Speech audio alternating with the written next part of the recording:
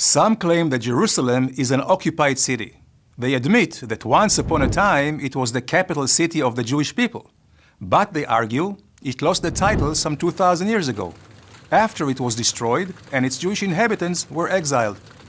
And they say, in 1967, the Jews showed up and took Jerusalem from the Palestinian people.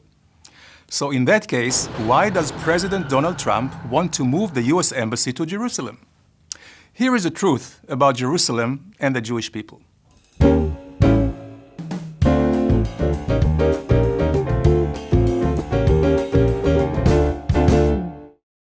Jerusalem was the capital of the Jewish kingdom established by King David 3,000 years ago.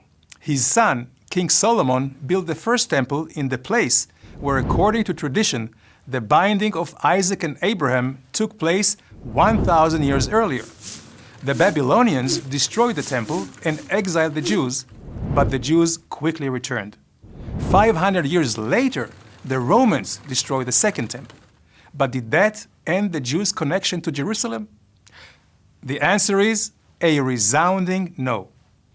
In the 2,000 years that followed, empires came and left, conquered, colonized, and occupied Jerusalem, never turning it into their capital, while the Jews, Jerusalem's indigenous people, continued living in and returning to Jerusalem despite the hardship and danger involved.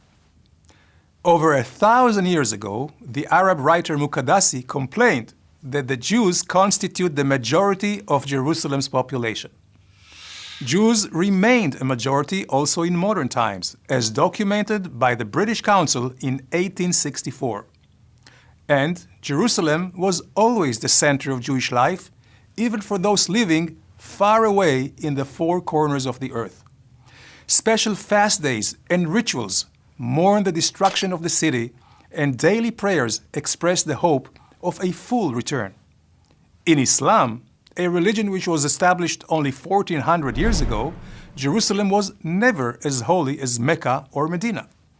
In fact, Jerusalem isn't even mentioned in the Quran. Compare that to the 669 times Jerusalem is mentioned in the Hebrew Bible. Even Muslims on the Temple Mount turn their backs on Jerusalem and face Mecca when they pray.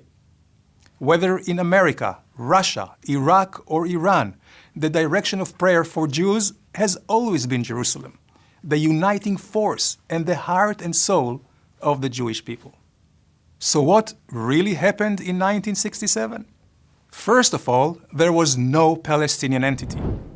In 1948, Jordan conquered the eastern part of Jerusalem, dividing the city and expelling the Jews, destroying their homes, synagogues, and cemeteries. Western Jerusalem was re-established as Israel's capital, while Jordan's capital remained Amman. Then, in 1967, in a war of self-defense, the Jewish state liberated and united its historic capital city. What has happened since then?